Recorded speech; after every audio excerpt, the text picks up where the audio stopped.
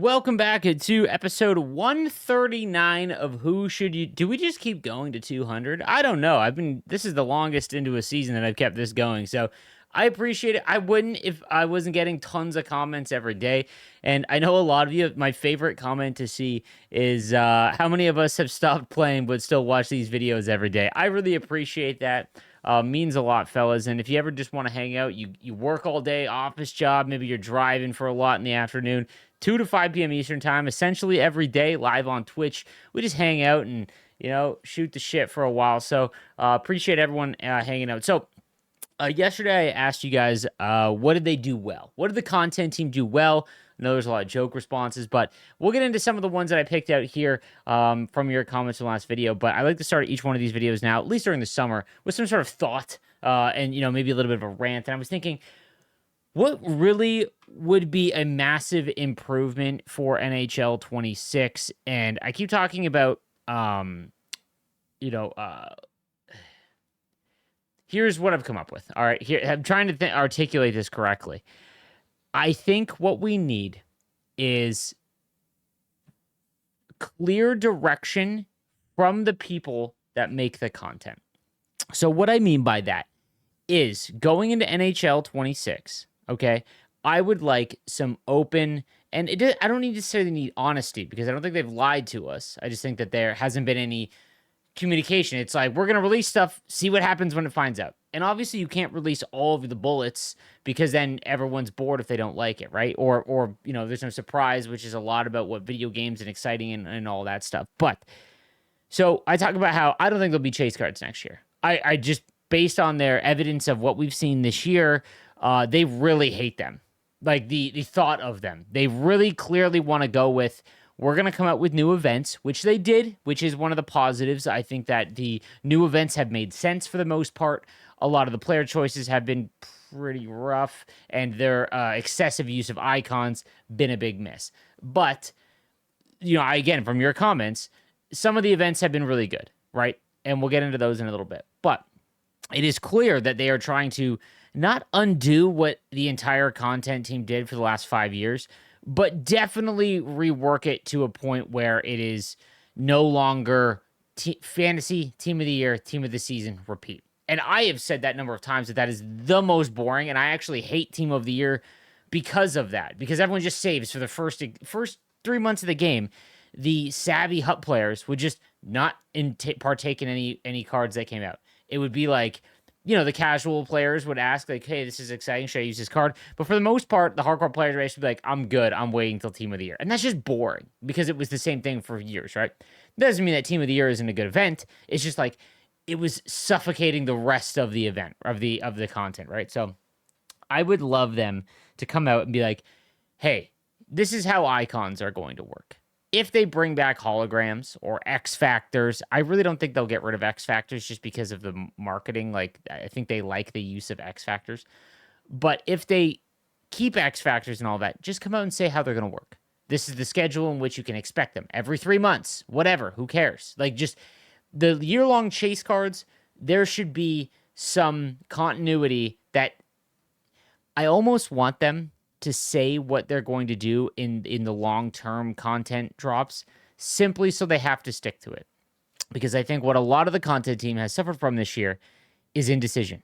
And I don't know who makes that decision, and I'm not criticizing that all of the decisions were bad. I'm just saying I've given you guys a number of examples throughout the season that there was an idea, they released it, we consumed the content and uprated that, okay, this is how it's going to work, and then they changed it. And change can be good, but that amount of change breaks trust in the player base. Because again, I asked you guys a couple episodes ago, what would it take for you guys to reinvest in holograms or X Factors next year? And everyone kind of came to the same conclusion that I did, that like, if they explain exactly how it's going to work. And I think that's what they need to do.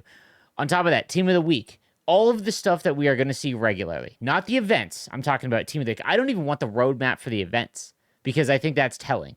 When you see something called warp speed on a roadmap, like, what do you think is going to happen there? No one is going to spend anything on something called HUT 2000s, right? Like, it's just, I'm okay with no roadmap for the events.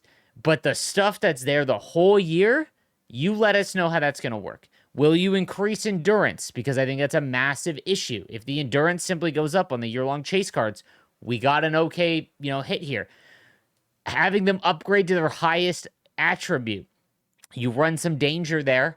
But I think that maybe that would be the way to go with team of the season, icons, X factors. If a card comes out that's got 99 shooting because it's part of the sharpshooter event, all the chase cards go up to 99 shooting. Whatever their overall is, okay, deal with it. That would be a way around keeping them useful the whole year. But like I said, I don't think that we're going to get year-long chase cards. And if we do, I think it's going to be even less than what we had this year. I just think that they want to go with a model that is, okay, new events, and we're going to keep running it. It's I'm trying to think from whenever I come up with like ideas or trying to discuss with you guys why something would and wouldn't work, I try to take in a lot of things. Obviously, one, my background of speaking with the developers over the last, over half a decade that I've been doing this, and then like realistic expectations of like, okay, I think this could happen, right? And the one thing that I try and kind of explain to you guys is that we're the consumer, we are the most important, right? Like if we're not there, the game doesn't exist. But the game is a business. And the people that make the game have to answer to the guys that drive the yachts, And if something, I don't know if the year-long chase cards were giving out the same amount of interest in money spent. I would love to see the amount of money spent this year. I don't think that it was anywhere close to prior years. I am explaining this, and I want this on record. If they get rid of chase cards to the point where there's very few and they're not interesting and there's no trust and there isn't any explanation of how they work, all of the whales at the beginning of the game that drop $2,000 and they're out there, but then they lose interest because they bought in every card in the game and they don't play online, or they don't play online super competitively, they're gone in a couple weeks to maybe 2 months. If you don't give them a card to go after early on, like you're just okay, they just got to spend a couple $100, get all the master set player items, and then it's like I'm good, and then that player's not coming back either, right? So you've run a massive risk business wise for not doing chase cards, I think. And I think that content needs to be restructured. And like I said, that it has been the same since I've been doing content since 2017. It has essentially been the exact same. Events every 2 weeks. You've got a couple cards that can get the 99 that you collect. Just gotta, it's got to be a rework. And then there's a lot of quality of life things that it's embarrassing that don't work. Multi-set selections, all of that stuff, like menus. It's been rough. But when it comes to what I want to see from Hut next year, transparency about the long-term content drops, not the individual events, the long-term content drops. Here is how they are going to work. Stick to it. I think that if that happens, regardless of what content and how it's released is done, there's at least expectation. And I think that would go a long way for the hardcore player base. So that being said, let's get into today's questions and comments. We'll start with the guys. If you see a comment you like, always give it a like, because I do sort by top comments usually. And then I'll go in and I'll pick out a few if I still have some time. So Try This says, can we get a game mode in Hockey Ultimate Team where you can play a season with your team? Take the Ultimate Team and play through an NHL season and try and win a Stanley Cup. I've been talking about this since I was doing Coffee and Shell with my man Kesso, like back in like 21. There is a mode in MLB called mini seasons, and it's essentially that. You basically play offline and you basically play franchise mode, and you've got to, you take your team and you hit all these objectives like win the World Series, win your division, have a player, lead the league in home runs, all of that. Franchise mode in NHL is so played that like there are so many of myself included grew up playing franchise mode. I talked about this yesterday, that I think the player base is quite old. And it's a reason why, you guys watch me, I think. It's just because you relate. I'm old too. And I think that if what I would do with squad battles, I'd love to go back and cite the video, because I had like an hour-long idea that was all written out and done it. But it was essentially, you make a team, and it's exactly like franchise mode. So you've got to play out a regular season. Squad battles used to be 36 games in a week. So it was like, I think I made it like the regular season's like 24 games. And then 4 teams make the playoffs, right? There's 8 teams in a league. And then you play a best of 7 series. And depending on the difficulty, this was where I came out with objectives all count, all of that. There could be restrictions, like you can only use cards from Finland, or you can only use, during the Four Nations, you can only use cards from Canada or whatever team, right? Like there's different ways to go about that. And they could all work towards objectives. What I would love though is there's got to be something that we love about franchise mode is scouting. So what the idea I came up with is at the start of franchise or the squad battles mode or whatever you want to call it, right? You've got 10 cards flipped over. You have no idea what they are. And every time you hit an objective or a milestone, like lead the league in goals, win the Hart Ross trophy, all that stuff, right? It flips over a card. Okay? You start with one card flipped over just for starting the game. You win the Stanley Cup and you complete all the objectives. You get all but maybe two cards, right? You can't get them all unflipped, or maybe you could. I don't know. It depends.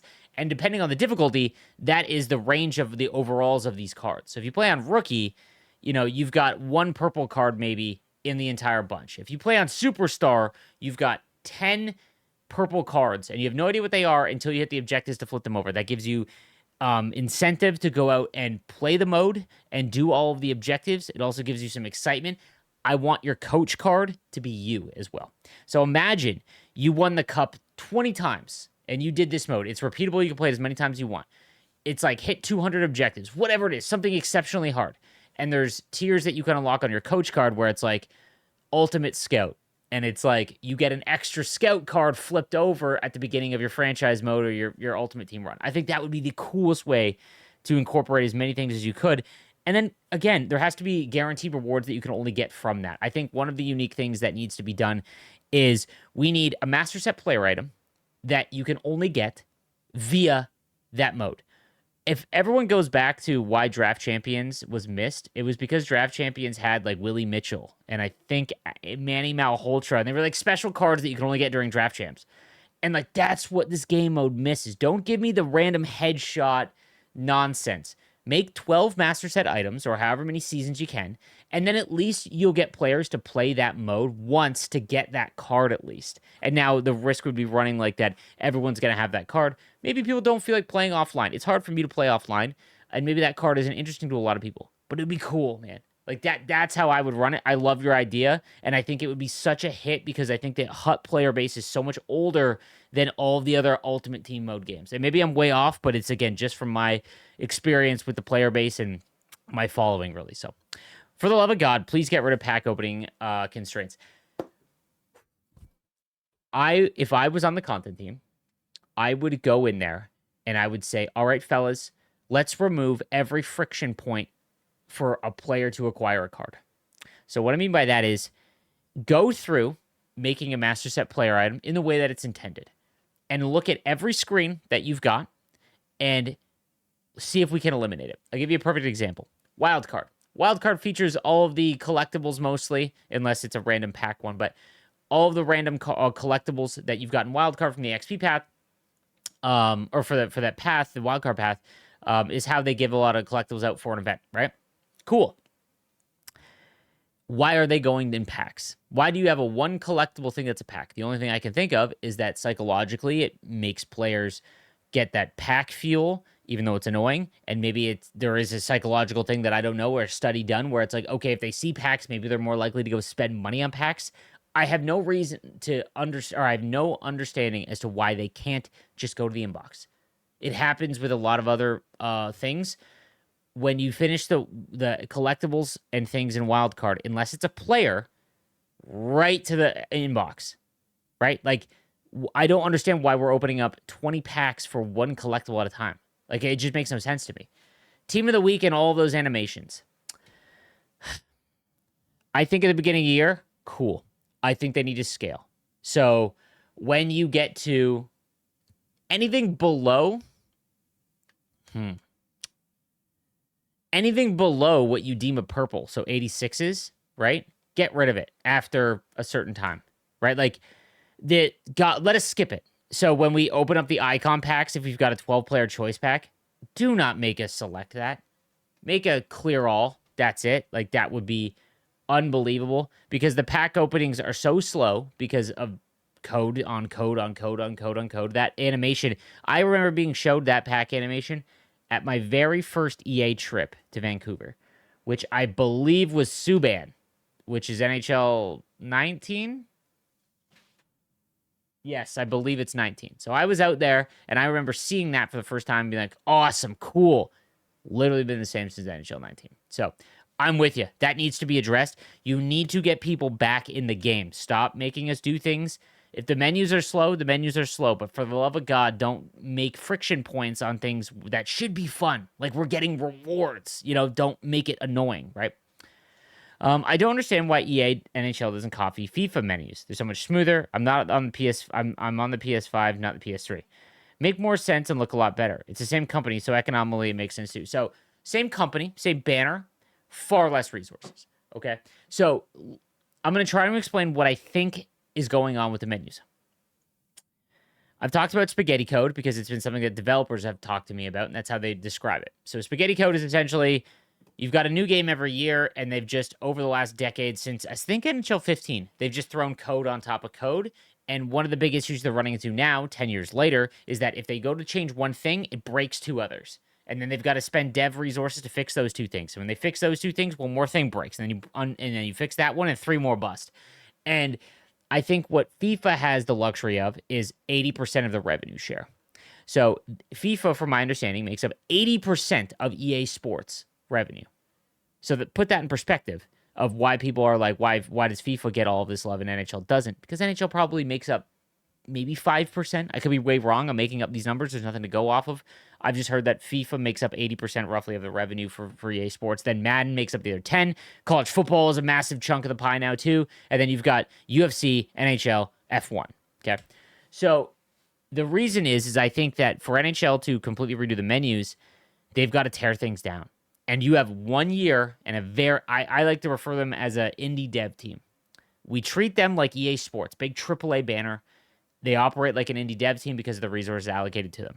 And again, if you ran a business, we love hockey, love NHL. We deserve a great product. If you ran a business and one thing gave you 5% of your revenue share and one thing gave 80, like, fellas, I don't care how much you love hockey. There's no way to justify that, like realistically, right? So I understand why FIFA gets all the attention and love, same with Madden and all that, right? NHL is just a smaller sport. For them to bust down and take out all of the menus and rework them from the top, I'm thinking that would take so much dev time that they would probably not have a main feature to add into the game. And could you imagine trying to sell to people that don't play Hut to buy the game because, hey, we've got new menus in Hut? That's what I think we're at. It also, not an excuse, fellas. There is no reason as to why we are playing a game that features menu speeds from PlayStation 2. It's ridiculous. It needs to be addressed. I don't care how they do it. I'm explaining why I think they haven't, but I agree with you, man. I didn't notice it so much, and maybe it's just compounded over the years with the animation and the pack animations and stuff like that. But this year is really bad. And it's weird because this is the first year of no old gen consoles. You'd think that, okay, we've got only 2 consoles to work on, and it's just, I don't know what's going on. So this game, Spare says, this game needs a serious redesign in order for me to have any interest in the next year's version. Fantasy Event went well, and I enjoy the core gameplay. If the game stays the same, I'll only get it on Game Pass and only play the playoff mode. I think that a lot of people are in that. I think this is not a make or break year. I hate saying that, the doom and gloom. I think that it pushed a lot of players away, the GWC, so a lot of competitive players left, and that means a lot of the top-end Twitch streamers also left, and a lot of you guys don't care about that at all, but that does impact, the visibility of the game. I also think that, yeah, people are just kind of over the lack of direction. Like, we want exciting and new and Hut in terms of content, but we want to experience new and exciting, but also have the safety net of knowing that if we invest so much time and resources into a card, it's not going to be completely useless like a lot of the cards at the beginning of the game. So I think there's a lot of trust that is built. The XP path has to be unlimited, no doubt about that. 100%. Like I said in the last video, get rid of the rubber band. They have this thing where it's like, we can't let the player base get too ahead of the rest of the player base. It's like, why not? Why can't you? Why can't some dude that has, just an insane Uber Eats, history, that maybe doesn't have a job, maybe is taking a gap year and hanging out at home. Why can't that kid spend 15 hours a day and get so far ahead of everyone else that every time he plays someone, he's got all the best cards? Like, who cares? One game. I don't care at all. If someone wants to grind that much, unhealthy. Wouldn't let my kid do it. I don't do it. But hey, if they want to, go ahead. I think that's the reason why the unlimited thing isn't there. Or maybe it's a tech thing. They didn't have it. So I don't know. I want to end on this. My man, Maze Joel, a good buddy of mine and a mod of my stream. I asked yesterday, how many cards were released? because I feel like it's a pretty different contrast. So my man Maze Jolt went back and he got the information required to explain where and how many cards. NHL 20, 7,525 cards in HUT were released. 21, 8,529. NHL 22, which is widely considered, in my opinion, one of the best HUT games in terms of content. Under 22 event, I think, is forever one of the best events ever. It started the upgradable cards, 22 Masters at Player, just unbelievable. 10,321 cards. NHL 23, 10,923 cards. I believe 23 at the back end is when they switched to the 3-day content cycle. I can't remember. NHL 24, a full game of the 3-day content cycle, 9,212. As of June 18th, 4,935. Now, I can make the argument that all of these cards are far more usable than a lot of these, because a lot of this is propped up by the fact that Team of the Week is no longer 20 cards. And if we go back and watch content videos, Team of the Week had maybe 3 cards that were interesting. The rest were all just useless fodder. They were just there to say they were there. But we have a massive issue of like, where's Austin Matthews' card? Can I get a usable one? Like, you know what I mean? Like European players, your league's completely forgotten about essentially, right? And I wasn't super big on how much European content they used to do, simply because, again, it's like I think you guys make up 20%, 25% of the player base. So it's like, I get why, right? It wasn't for me. I don't watch those leagues, but there needs to be something. And this is pretty crazy. Like that is pretty staggering. And if there's going to be so few cards, every drop matters so much. So when we get a random AHL Team of the Week item, like, it takes away from, being able to use some of our favorite NHLers. I think that's a big issue. So I don't know, man.